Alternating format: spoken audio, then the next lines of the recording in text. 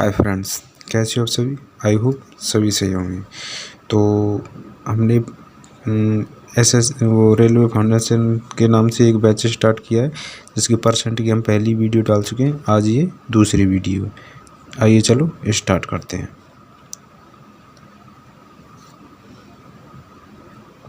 आज का पहला क्वेश्चन है, वनस्पति घी के मूल्य में 25% की वृद्धि होने से अनीता को इसकी खपत कितने प्रतिशत कम कर देनी चाहिए ताकि खर्च अपरिवर्तित रहे। ठीक है, तो 25% की वृद्धि 25/100, 25% की वृद्धि 125। हमने फॉर्मूला लिखाया था x बटे x बटे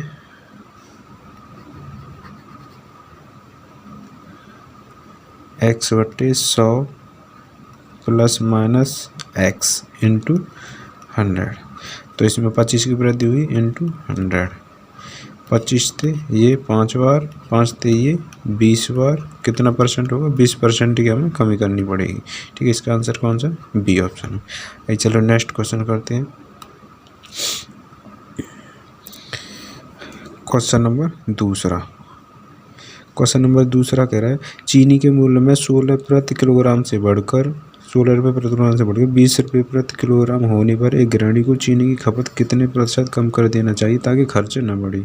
तो पहले कितनी 16 तो कितनी हो गई 20।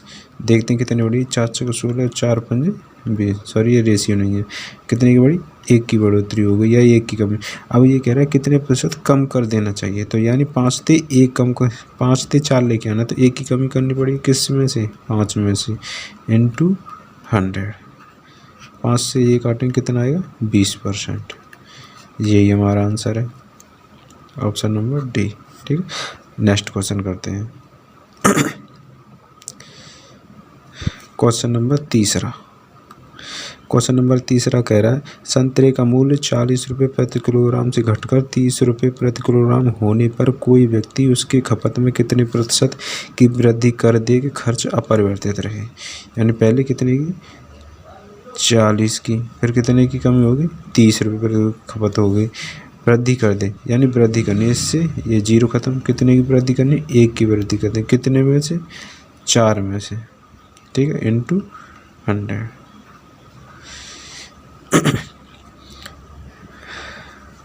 संतरे का मूल्य 40 से घटकर इतने कर दे तो उसके कपड़े में कितने प्रतिशत वृद्धि करनी है? वृद्धि करनी है। ठीक है, तो वृद्धि के लिए हम किस में से करना है? किस में वृद्धि करनी है? इसमें वृद्धि करनी है। ठीक है, तो 3 इसमें भाग देंगे तो कितना आएगा? 33 सही 1/3%। यही हमारा आंसर है। ठीक है, तो इसका उत्तर कौन सा? ए। आइए चलो नेक्स्ट क्वेश्चन पर चलते हैं। क्वेश्चन नंबर चौथा कह रहा है कि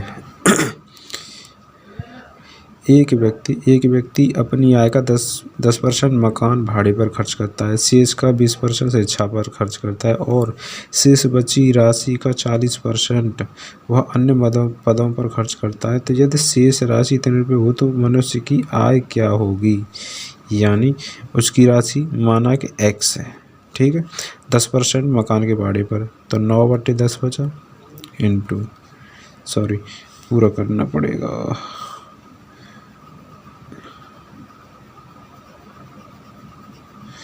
10% तो 90 बचा, सॉरी 90 बचा, 90/100 इंटू शेष का 20% प्रतिभा शिक्षा पर खर्च कर दिया तो 80% बचा बटे 100 इंटू बची राशि का 40% अन्य पदों पर खर्च कर दिया तो 60 बचा 100। अब उसके पास बचा कितना? 400 बची। यही उसकी बचत है 400। जो भाई 432। ठीक है, 432%। आइए इसको सरल करते हैं। 1 2 1 2 1, ये ख़त्म हो गई। ठीक है, तो 6 7 42 और 6 दूनी 12, 9 8 72, 9 8 72 एक बार कटा और ये 2 जीरो ये और 1 जीरो ये, तो ये कितने जीरो हो जाएंगे? 3 जीरो। तो एक्स का मान कितना आ गया? 1000। यही हमारा आंसर है। ठीक है, तो इसका आंसर कौन सा होगा? Option number A. आइए चलो नेक्स्ट क्वेश्चन करते हैं।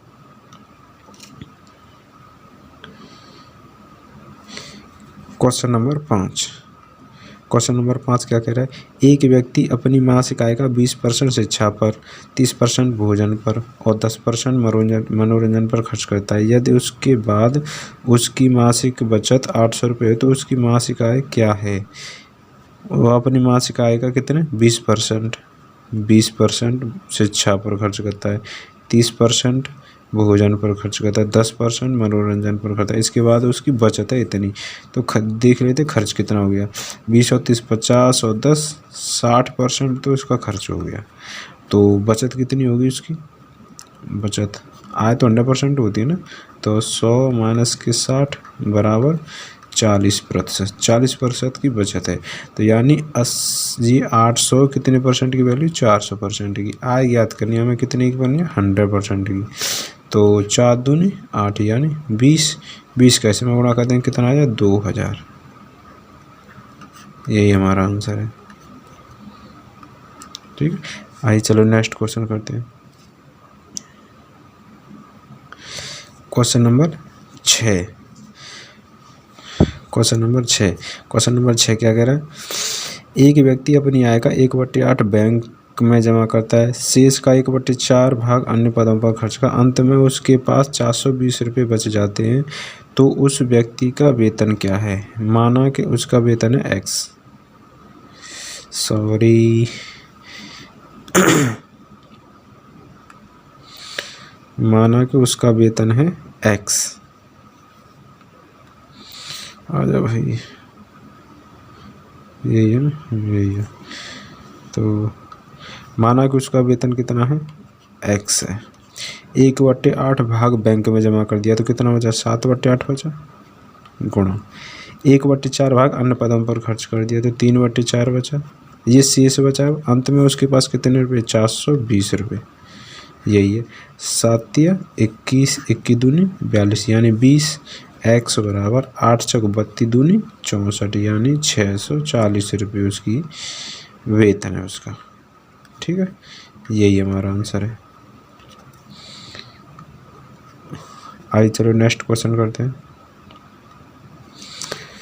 Question number 7। 7 में कह रहा है एक व्यक्ति अपनी मासिक आय का 27% बचत करता है। यदि उसकी मासिक खर्च इतना है, यानी उसकी आय कितनी है? आय कितनी है? 100%। 100% है। उसकी बचत कितनी है? 27%। तो उसका खर्च कितना होगा? खर्च होगा उसका 73%। 73% होगा, क्योंकि हम इन दोनों को जोड़ दें उसकी 100% हो जाए। तो उसको खर्च दे रखा है हमें 73% की वैल्यू, यानी 5840/73%। अब इसका हमें निकालना क्या? 100% निकालना है। तो इसको करेंगे 7 7 49, तो 8 3 24, 8 7 56। हाँ, इससे ये 8 बार कटेगा, यानी 8 यानी 80। तो इसमें गुणा करेंगे तो ये कितना आ जाएगा? 8000। तो इसका मासिक वेतन कितना है? 8000 है। ऑप्शन नंबर ए, ये हमारा आंसर है। चलो नेक्स्ट क्वेश्चन करते हैं। Question number 8। सॉरी, दिल्ली से जयपुर का कुल किराया 200 रुपये है। यदि किराए में 10% की वृद्धि हो गई हो तो कुल किराया कितना होगा? यानी सॉरी,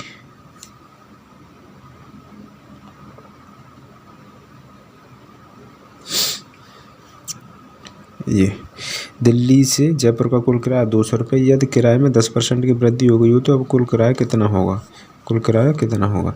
तो 200 रुपये है, इसमें 10% की वृद्धि हुई, ये अपने आप में 100%। 10% की वृद्धि तो 110/100।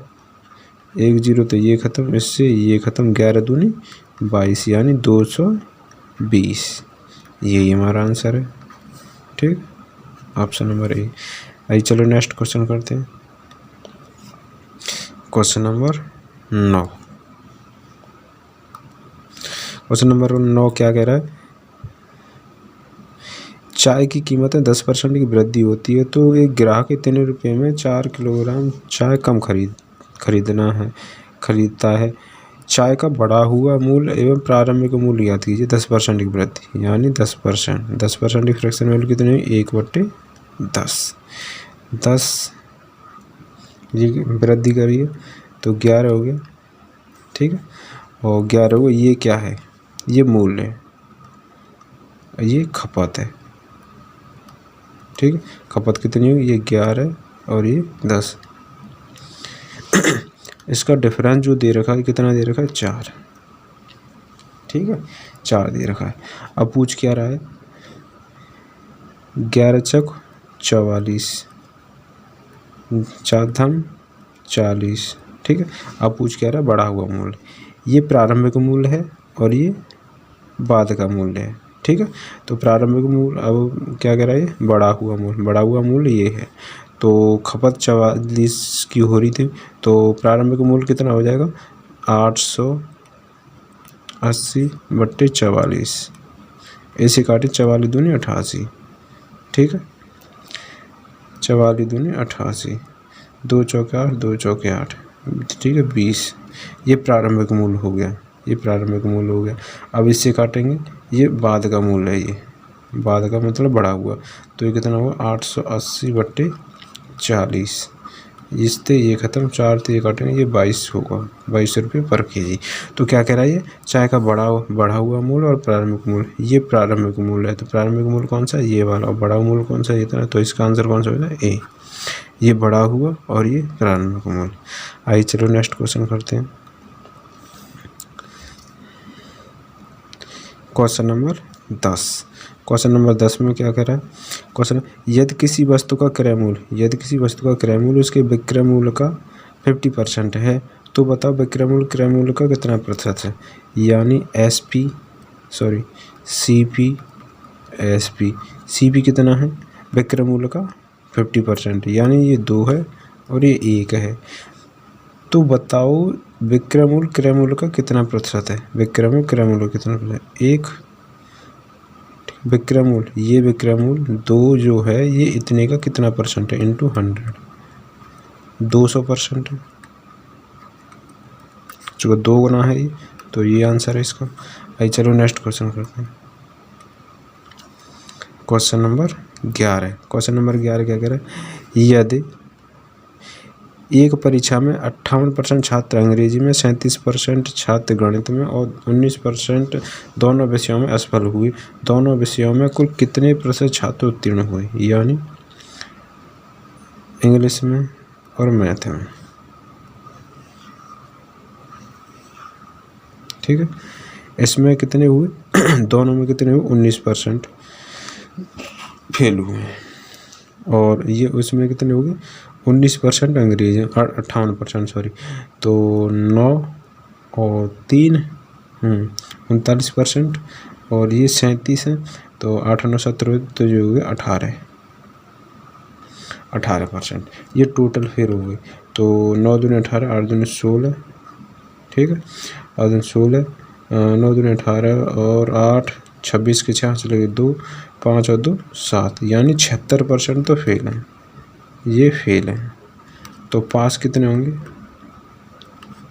पास होंगे 100 माइनस के 76% बराबर कितने बचे? 24%।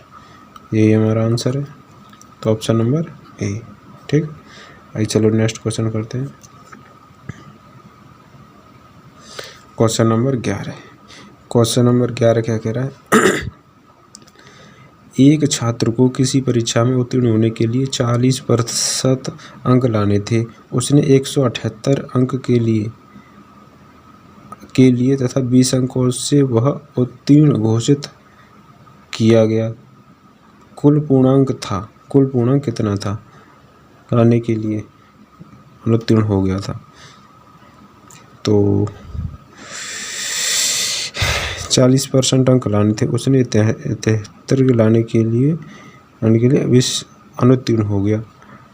तो इसे जोड़ते हैं, कितना हो जाएगा? 22 और जोड़ देंगे कितना? 2 से हो जाएगा 178, ठीक है। 178 प्लस 22, ये कितने के बराबर, ये 40% के बराबर। ठीक है, ये कितने हो जाएंगे, ये हो जाएंगे 200। तो 200 40% के बराबर है। पूर्णांक पूछा है, 100% ज्ञात करना है। 4 तो ये कितनी बार कटेगा, 5 बार, यानी कितना हो जाएगा, ये 500। पूर्णांक कितने का था, 500 का, ये आंसर ए हो गया। ठीक है, फिर नेक्स्ट क्वेश्चन करते हैं। Question number 13। क्वेश्चन नंबर 13 क्या कहता है, एक परीक्षा में एक छात्र ने 30% अंक प्राप्त किए और 60 अंकों से अनुत्तीर्ण हो गया। यानी उसने 30% तो प्राप्त किए और कितने थे प्राप्त अनुत्तीर्ण, 60 से, तो जोड़ने पड़ेंगे बराबर। परीक्षा में दूसरे विद्यार्थी ने 42% अंक प्राप्त किए और पास होने के न्यूनतम अंकों से उतने अधिक प्राप्त ले आए। यानी 42% प्राप्त करे और ज़्यादा लिया तो उसको कम करने पड़ेंगे, जब तो हम दोनों बराबर होंगे। ठीक है, अब इन दोनों का डिफरेंस और इन दोनों का योगफल, क्योंकि मैं इसको इधर लेके आऊँ तो प्लस की हो जाए, इसको इधर लेके आऊँ ये माइनस की हो जाए, तो डिफरेंस 12% बराबर कितना हो जाएगी, 84। पूछा क्या है, पूर्णांक कितना हो, यानी 100% की वैल्यू, 1% की वैल्यू कितनी, 12 सत्ते 84, सॉरी 0 आएगी, ये 7 बार कट गया, 12 सत्ते 84 होगा। 1% की वैल्यू 7 है, तो 100% की वैल्यू कितनी हो जाएगी, 700। यही हमारा आंसर है। ठीक है, 100% की वैल्यू कितनी हो जाएगी, 700। आइए चलो नेक्स्ट क्वेश्चन करते हैं। Question number 14। किसी परीक्षा में 70% छात्र अंग्रेजी में, 65% गणित में पास हुए, यदि 27% दोनों विषयों में असफल रहे हों तथा कुल छात्रों की संख्या 248, कुल सफल छात्र 248 हो तो कुल छात्रों की संख्या ज्ञात कीजिए। यानी परीक्षा में अंग्रेजी और मैथ, ठीक है, 2 ही क्लास हैं इसमें, तो दोनों में कितने असफल रहे, 27। तो 27, तो अंग्रेजी में कितने बचेंगे, ये बचेंगे तुम्हारे 43, जब भी 27 होंगे। ठीक है, गणित में 65, 8 7 15, तो 8 और 38, ठीक है, 65 जब भी होंगे। ठीक है, तो ये फेल कितने हुए, फेल, अच्छा ये पासों का प्रतिशत है, तो पासों का प्रतिशत है, तो ये फेल का है, तो फेल, तो हम ये तो यार ये सारे गलत हो गया। ठीक है,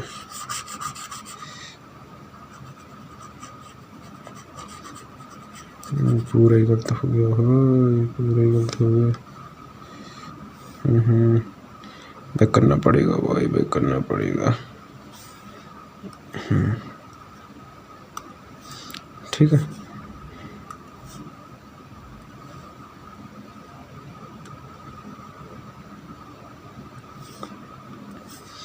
ये इंग्लिश है और ये मैथ है। 27% दोनों विषयों में असफल रहा है और ये अंग्रेजी में पास हो गई, ये गणित में पास हो गई, तो हम इनको भी मतलब पास में ले चलें तो कितने पास हो गए, ये हो गए 73 पास, 73% पास, 73% की 4 सत्ते 18, 6 18, 6 सत्ते 42, सॉरी। ठीक है, तो 73% यहाँ। ठीक है, सॉरी यार ये थोड़ा मिस्टेक कर रहा है सवाल। तो ये पास है, पास का है में इंग्लिश में पास कितने, 70% पास है, तो फेल कितने होंगे, 30%, 30%। और ये मैथ में कितने, मैथ में पास कितने, मैथ में पास है 65%, तो फेल कितने, फेल हो जाएंगे 35%। ठीक है, तो ये इंग्लिश हो गया, ये मैथ हो गया, तो दोनों में कितने 27% फेल हुए, तो टोटल कितने आ जाएंगे, 3% यहाँ आ जाएंगे और 35%, 7 यहाँ 8 7 यानी 8% यहाँ आ जाएंगे, तो टोटल फेल कितने हो जाएंगे, 8 और 3 11, 8 और 3 11, 11 और ये 38%, 38% कितने हो जाएंगे, ये फेल हो जाएंगे। ठीक है, 38% फेल हो जाएंगे टोटल। तो पास कितने होंगे, पास हो जाएंगे 62%, 62% पास हो जाएंगे। तो 62% की वैल्यू कितनी दे रखी है हमें, 248 पूछे कितने की, 100% की वैल्यू पूछी हमें। तो 4 दूनी 8, 4 6 24, ये 4 बार कट गया, तो यानी कितना हुआ 400। टोटल कुल विद्यार्थी कितने थे, 400 थे। ये हमारा आंसर है। ठीक है, आज चलो नेक्स्ट क्वेश्चन करते हैं। आज का ये लास्ट क्वेश्चन है। ठीक है, क्वेश्चन कह रहा है एक परीक्षा में, किसी परीक्षा में 800 लड़के और 400 लड़कियों ने भाग लिया। लड़कों का 40% और लड़कियों का 40% उत्तीर्ण हुए। तो उत्तीर्ण हुए कुल छात्रों का प्रतिशत ज्ञात कीजिए। यानी 800 लड़के हैं, ठीक है, इनमें से 40% पास हुए हैं, प्लस ऐसे ही 400 लड़कियां हैं, वो भी 40% ही पास हुई हैं। 3200% हटा दीजिए हमने। ठीक है, 2 जीरो तो ये 2 जीरो ख़त्म, ये 2 जीरो तो ये ख़त्म। 8 चौक 32 यानी 320, प्लस 4 चौक 16 160, जोड़ेंगे तो कितना हो जाए 480। ठीक है, 480 लड़का और लड़की टोटल पास है भाई, कितने में से, 8 4 12 में से, यानी 1200 में से, इंटू 100। 2 जीरो तो 2 जीरो खत्म, 12 से करें 12 चौक 48, यानी 40% पासिंग हुई है कुल छात्रों में। ठीक है, ये इसका ये आंसर है। तो आई होप आप लोगों को वीडियो पसंद आई हो तो लाइक करना, शेयर करना और चैनल को सब्सक्राइब करना। ऐसे ही वीडियो देखने के लिए हमारे चैनल को सब्सक्राइब करें। आगे की नेक्स्ट वीडियो आगे को देखें। Thank you very much.